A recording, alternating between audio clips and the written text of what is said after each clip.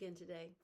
Today is our last day together on these 5 sentences that help us to regain our perspective. And today we're going to talk about the last one. You may not be able to change what's going on around you, but you can change what's going on within you. I like that one. I've enjoyed these so much, and I hope you have too. And thinking through them is hopefully ingrained them a bit more in my mind. So next time I lose perspective, maybe I can recall them and find more strength. But let's talk about the one for today. You may not be able to change what's going on around you, but you can change what's going on within you. This sentence brought a book to my memory, and the book is called Uninvited.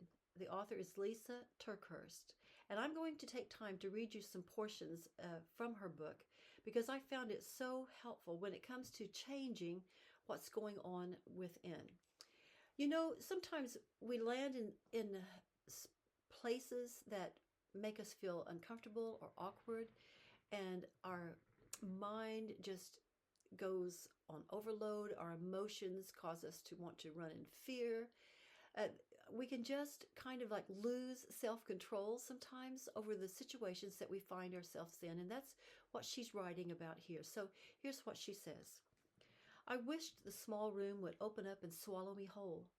Just envelop me into an abyss that would simultaneously hide me and remove me. It's painful to be in a crowded room and feel all alone. Everyone had their someone. Their chatting and laughing lifted in a symphony of connection. I looked around and there wasn't a soul I recognized. 50 plus strangers to me, but apparently friends with one another. My brain demanded I just walk up and introduce myself to someone, anyone. But my heart sensed that they were all knee-deep in conversations that would be super awkward for me to break into. Desperate for my own aloneness not to become painfully obvious to others, I knew I had to look busy and intentional and effortlessly okay with my solo status. I whipped out my phone with such urgency it would seem the world would just stop on a dime if I didn't attend to some very urgent matter. I refreshed my Instagram 4 times and I answered an email. It was crucial to thank my vet at that very moment for the reminder of my dog needing shots. Good gracious, what had my world come to? I felt like glances of pity were stabbing me. Hello, middle school. I thought I had rid myself of you when I was a very wee, tiny thing, but with no such words as cellulite or stretch marks in my vocabulary, but obviously not. I endured 10 more minutes of nothingness at this gathering and then made up an excuse to tell the host why I needed to scoot. Note the carefully chosen word scoot, which was code for hustle as quickly as possible back to my hotel room, dive into the lumpy bed and pull the covers up over my head for days and possibly forever. That was not yet to be determined. Have you ever felt that way? I know I have. And what goes on in our head and our emotions when we are in awkward or uncomfortable positions or situation actually defies explanation. Sometimes we do find ourselves in places and situations that we just cannot change. Maybe we've gone there by choice, or maybe they've been pushed upon us, but for whatever reason, they make us feel so vulnerable that we can barely hold ourselves together. Some people say they hate crowds, and I think this must be what they experience. I know I felt that way before, and it's hard to get a grip of yourself. You just want to run away as fast as you can. So what does Lysa TerKeurst say we can do to change what's going on the inside? And I think you'll be surprised. And this is another thing that has really stuck with me. Let me read it to you in her words. After she writes about God's love and acceptance toward us as his children and our need to be what she calls graspers of God's love instead of grabbers for people's love, she says, when I walked into that gathering, I could have been fully prepared by saying to myself, I bring the fullness of God into this room with me. Therefore, I am on assignment to bring his acceptance and love into this place. And there you have it. That was the phrase that caught my attention. I am on assignment to bring his acceptance and love into this place. And so now when I enter a room of strangers or I go into an awkward position, I have learned to ask God to go in first and to prepare my heart to be used to bring His love and acceptance to those I meet.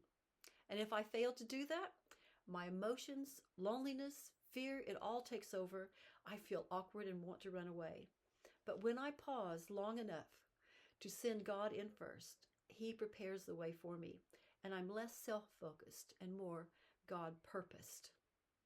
I can't tell you that I've mastered this because I haven't. I experienced it again the other day. I just wanted to run from the situation. God gave me the grace to stick in there. But I have learned that what's going on inside me makes a real difference to how I manage awkward situations. And not only awkward ones, but scary ones, emotional ones, and even emergency ones. Asking God to go before you prepares you for what's ahead. In 1 John 4:4, he says, "Greater is he that is in you than he that is in the world. And he is also greater than my fear of embarrassment or rejection." I really do admire people who have the self-confidence to present themselves without coming over prideful or haughty. And the ones who can see the needs of others and just confidently reach out with just the right words, these people are my heroes. But I don't need to beat myself up because someone can do it better than me. I just need to thank the Lord for these people. I need to watch and I need to learn.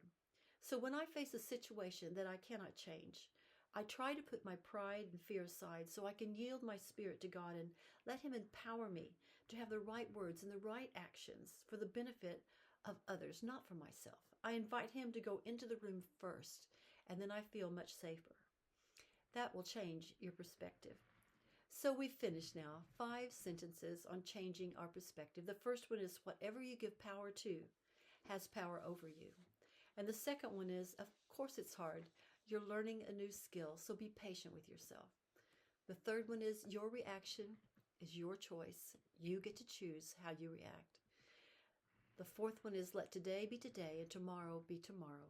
And today you may not be able to change what's going around you, but you can change what's going on within you because you have the power of Christ alongside and the Holy Spirit to walk into that room in front of you and to walk into that situation and give you the power to change what's going on the inside. I'll see you next week.